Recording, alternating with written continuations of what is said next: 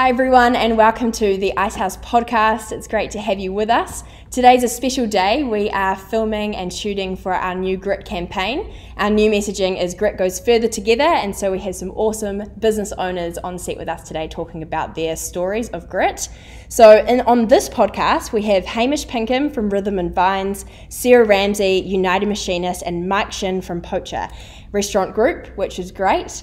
And we're talking all about grit today, and so I'm going to kick us off with the first question for you, Sarah, which is, what does grit mean to you? That's a bit mean, not with me. Look, for me, I think grit is the definition of stoicness, that ability to face adversity, block out the noise, and actually be able to focus on the opportunities that come out of it. Yeah. And really just get your head down and get into it. Yeah, awesome. That's a great answer. What about you, Hamish? Yeah, for me it's all about stickability and tenacity, really just holding on when times get tough and not letting people sway you from your vision. Certainly with my journey, I've had lots of naysayers and well poisoners and different people trying to disencourage you. You come across all sorts of hurdles, whether it be financial or HR or in the event game, there's all sorts of twists and turns, but having that that resilience, that tenacity to stick with something is really what I exemplify grit. Just that just holding on and not letting things sway you from what you're trying to achieve. Yeah, brilliant answer. So cool. What about you, Mike? For me, grit's about going through the hard and good times because you are passionate about something. Yeah. And having the courage and patience to do what you think is right to achieve your goal. Yeah, that's awesome. That's really cool. Well, it sounds like you guys have been talking to a camera all day about what grit means to you. So very natural. I love it. Hamish, 2020 would have been a massive year for you, being in events, and with everyone around the globe knows what happened in 2020. What does 2021 look like compared to 2020 for you guys? Yeah, certainly a bit more light at the end of the tunnel this year. Cool. We're back trading. We've had a bumper summer of events. People are out there spending money. Yeah. We've still got the issue with the borders. In our business, we're trying to bring international talent in to perform at our festival. So, that's been a big issue that continues, and it's not likely to change this year. Yeah. But yeah, overall, there's a lot more positivity around 2021. There's still, I think we've all got to tread carefully in all industries. Who's to say there can't be a lockdown anytime? Mass gatherings are kind of the last cab off the rank once things get moving again. So, we're not counting our chickens just yet, but luckily for us, we've sold, majority of our tickets for our festival. So a lot of the marketing's been done. The Kiwi crowd that we host, really appreciative of the Kiwi artists, so we can utilise those again. And overall, there's just a lot of gratitude, I think, in the market for events overall after the year we had last year, and people are just happy to be able to attend things and be entertained. So yeah, totally. It was an awesome summer. It really was, and just the amount of events that could happen and. I know we've all felt so grateful over summer. I don't know about you guys, but for me it was sort of like, oh wow, we're out and about, life is normal, but the rest of the world was still doing it pretty tough. So it was cool that we could go ahead and people in New Zealand were like, yes. And same with the New Zealand artists, right? They were like pumped to actually support some NZ artists, and they got some it's been a great time for Kiwi music. I think we've bumped up a lot of Kiwi talent to headliner level, and are now seeing the benefits. The likes of the Saatchis and the Montels and Lee Matthews, and these Kiwi acts are now bona fide headliners, and they probably wouldn't have had that opportunity otherwise. So totally. People are very grateful, and they're just taking it each event as it comes, and hopefully we can get through to next summer and be entertaining people again. So cool, so awesome. What about you, Mike? The restaurant game is hospitality. It wasn't easy during COVID either. So what does 2020 look like for you what does 2021 look like for you compared to 2020? Okay, 2021 looks a lot brighter than 2020, obviously. Yeah, big time. I'm really excited because 2020, during the COVID and lockdown time, we were able to develop a new system and also develop a stronger team. Great. This is a year that we're going to test all this implementation we made last year. So it's very exciting. We will try out and see. Yeah, so cool. That's awesome. And what about you, Sarah? What about your business? Yeah, look, I think to kind of echo what Mike said, we pre-2020, we were in high growth mode. We committed to spending $2.5 million on a new facility. That all drew down in June. Yeah. When instead of growing revenue by 40%, which was our budget, it reduced by 35% over the year. So it was pretty horrific. Yeah. But I think as a result, 2021, we're a much more resilient organisation. We're much more efficient. We have massively diversified our client base and risk, and we've also, because it was just basically a control alt delete moment, we've been able to completely reprogram a lot of our work and train our staff, and it's looking good. We're back to higher than we were pre-COVID, so we're back in that growth mode, and really excited about it actually. Yeah, cool. Yeah. I like that. I talk like this. That's okay. I love that control delete, you know, like it was a complete refresh to some people and their processes, and for most, yeah, just the whole cross out. I actually think we managed to achieve, and a lot of companies did, right? Like, you're always too busy to work on change. So when you've got nothing to work on, the work's not there, then you just work on the change. So we've built a really good foundation that might have otherwise taken us 5 years to achieve. Yeah, wow. You know, we managed to do it in 8 months. Yeah, that's amazing. And year-on-year results at the moment look awesome, right? Yeah, totally. Yeah. On that reporting, 2020 versus 2021 looks great. That's cool. Awesome. In terms of grit, Sarah, do you have an example of a challenge that you've had where grit helps solve or get you through it to the other side? Oh, I think COVID was it. True. Yeah, so when we got halfway through lockdown, and we had our machine at one port and we had our roof at another port, and then we were advised that we'd start being charged, I think it was $1,500 a day at each port for how long they sat after level 3. So we literally had 3 trucks turn up on day 1 of level 3 with with 13 crates and the roof and nowhere to put it, and so I think that was grit. It would have been really easy to just kind of curl up into a little ball, and kind of give up, but instead, for me, that was the moment that it was really interesting. I remember saying to Liz and the team from the Icehouse at the time, I'm loving this. Yeah. Like, I'm totally in control of the situation, and we're brainstorming, we're sorting stuff out, and we're reacting, and we're just getting it done. That was a real moment for me, I think. Yeah, and major.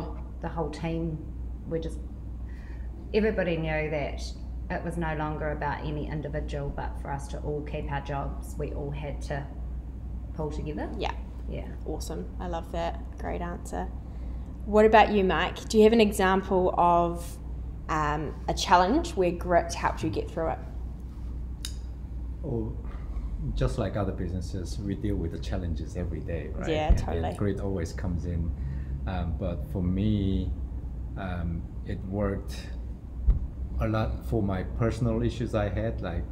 So just to share a little bit of story, when I lost my father a few years ago, I was going through a very bad depression time that lasted me for quite some time. Yeah. And then I think my grit came in that time, and then I fought for it, and I'm good now. Yeah, amazing. Yeah, that's cool. And it's you're so right. Like grit can you have examples in your personal world and your business and all the time. And sometimes the grit you learn through your business helps you get through hard times in your personal world. So that's cool. Awesome, mate.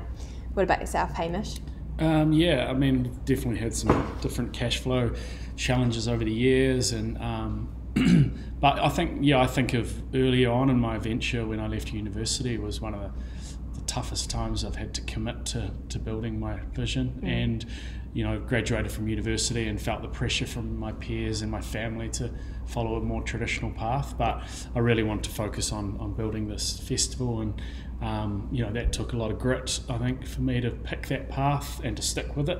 And a lot of my friends had taking law jobs and bank jobs and were had disposable income and were going travelling overseas, and I was still kind of living on couches and overspending my credit card and trying to get my venture off the ground. And I think that took a lot of personal grit from my end to stick with it. And that's what you need to go through to follow your dreams. Totally. And I think you can be, just side note, I think you can be proud of yourself, because isn't it a world-class festival in New Zealand? Is that and that was one of our visions at the start. We didn't want to just run a Kiwi festival. We wanted to have international bands and international sponsors and international media partners and international technology, and I think we've done really well at while we're not Coachella, we know we're never going to have the scale of those big international festivals. We've operated at a world-class level and on a world-class trend, and right here in New Zealand, that's something we're really proud of. Oh, totally. And I think most people have definitely heard of Rhythm and Vines and Rhythm and Outs and other cool festivals that you do. So, tick. Nicely done. Cool. Next question is, how have things changed in business and lifestyle since owner-manager program? Are there maybe one example from each, or however you want to say, but is there anything that sticks out for you that, changed within your business or lifestyle since OMP? I'll start with you, Hamish.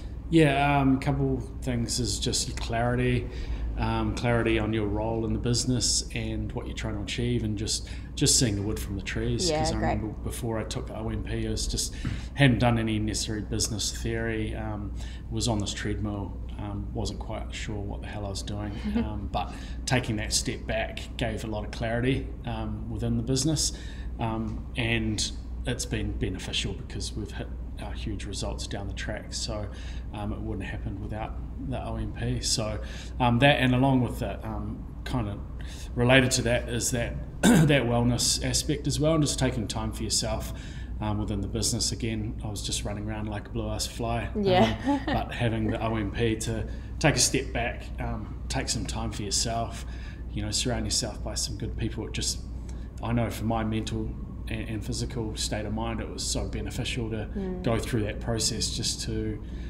take a step back. Yeah, totally. And it's a big ask for business owners, like to, like once a month or wherever it's at, is to take a few days, couple days out of your business. That is a big ask, but I definitely think from the people I've chatted to, it's just so worth it. They wouldn't look back and change it, and to actually like fully indulge in what's happening on those blocks is so important. So that's cool to hear. What about you, Sarah? I think for me the initial part was validation. You can go into these things and it's quite lonely being a business owner, and you don't really know whether you're on the right track. And if you don't have an independent advisory team, I just had no idea whether I was doing a good job or not. And so it was really awesome to be around another 23 business owners for us to all kind of support each other, but also call each other out on our bullshit, I suppose. Yeah, totally. And actually have some really open and frank conversations and still be able to have those later. But ultimately it's given me the confidence that I can go and make decisions, and that maybe they're not so crazy after all. And definitely the mental health piece had a tendency to I suppose take too many withdrawals and not take the time to top myself up. Refuel, focus on the exercise and the yoga, and actually I now don't work in the weekends, and I make sure I spend time, as much time as possible with my son, and just fill the bucket back up and bring that to our team at work as well. Because if I burn out, I'm no good to anyone.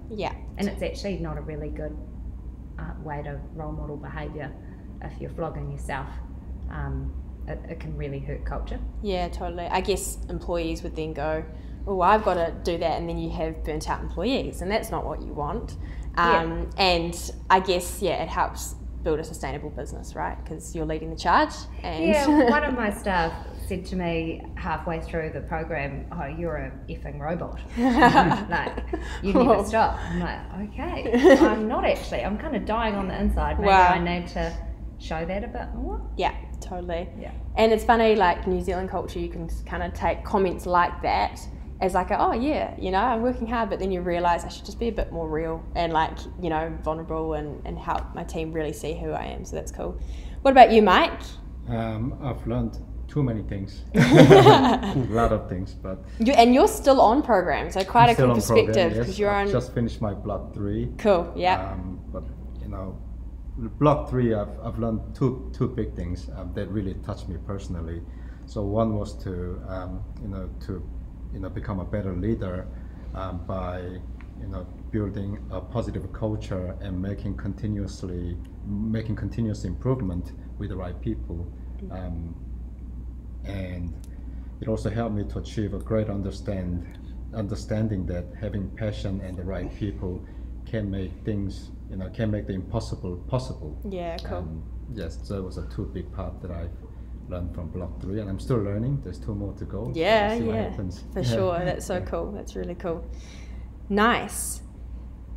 Now, are there any changes, and this might be good to go to you, Sarah, but are there any changes people have seen in you since doing program? Did that person that called you a robot? No, I'm just joking.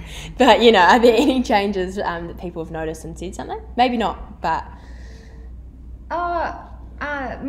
My husband certainly noticed my confidence. Cool. And stress levels were much better. Like for him, he's been really stoked to see that I've got some people to support me, because we bring quite different skills to the business, and he's very much the technical and I'm the commercial. Yeah. And I just didn't have a support group to have that conversation with. Yeah. And so he could see when I was going away to the course how much I was looking forward to it, and actually when I need to have an event that I've got that group there. Yeah, that's great. Yeah, that's awesome. What about you, Hamish? Yeah, similar to Sarah, I think just people notice that contentment and, again, having that support group to feed into, when you're sometimes just operating in a silo as a business founder and owner and having that, wider network to vent to or to feed into or to learn from, and it does take a weight off your shoulders, and as a result you're a lot more content.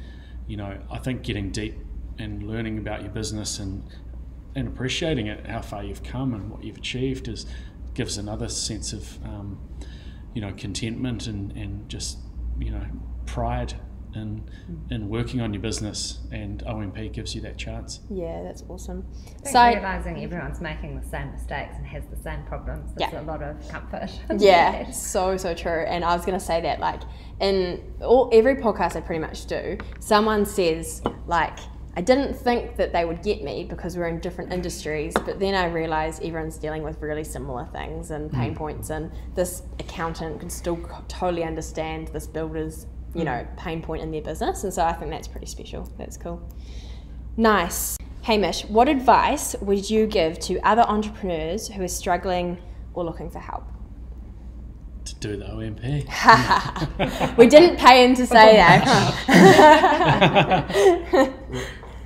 Reach out. I mean, there's been some fantastic support networks, some organisations like the Icehouse that are tailor-made to help you achieve your goals as an entrepreneur. Yeah. So tap in, use them, utilise the network, utilise some of the mentors, some of the alumni, and you'll find that people are going through similar struggles as you, and they've been there, done that. They've got access to capital and resources that you might need. So just knock on the door, and Icehouse has helped me tremendously, and I couldn't recommend it enough. Yeah, that's awesome. Cool. Bit of an Icehouse plug, and I love it. It's all good. Nice. What about you, Sarah? Oh, look, exactly the same. Yeah. It's don't be an island. A problem shared is the old pun. How does it go? Problem shared is a problem halved. Yeah. Well, by doing the IMP course, it's not halved. You've got like 23 other people to share it with, right? Yeah. And so the Icehouse has been absolutely brilliant, but in most areas there are groups that you can reach out to. You know, so reach out to your local chamber or support group and get something going and just confide in people. Yeah, for sure. Yeah, they say, you know, I don't know yet, but they say it's lonely at the top, and so being able to have a support network that get that feeling, it's pretty special. And I think that's what really that 20-25 people in the room, they just get it, you know. And so I think the business owners find themselves getting more vulnerable faster than they would with the average person they meet because they get it. Yeah. I think the only other thing I'd say is look after yourself physically, because with that comes the mental health, and when you get stressed you have a tendency to do, you know, pick up a glass of wine more often, like go for the walk, take some time out, take an extra day off when you feel like you absolutely can't possibly afford to, because from that you have those eureka and clarity moments. Yeah, great, that's cool. What about you, Mike? Is there any advice you'd give other entrepreneurs or business owners? Yeah, just like the others. Yeah, but always make sure to surround yourself with positive people. Yeah, great. Always positive people with the right advisors, with a positive mindset. And if you don't have this, contact Icehouse. That's awesome. That's a great place to finish, I reckon. But no, that's really cool, and just cool to hear how much value you guys have got from the programs, and really the community and the network of people that get it. So thank you for being here today on the shoot and for doing the podcast. Really appreciate it. Thank you. Thank you.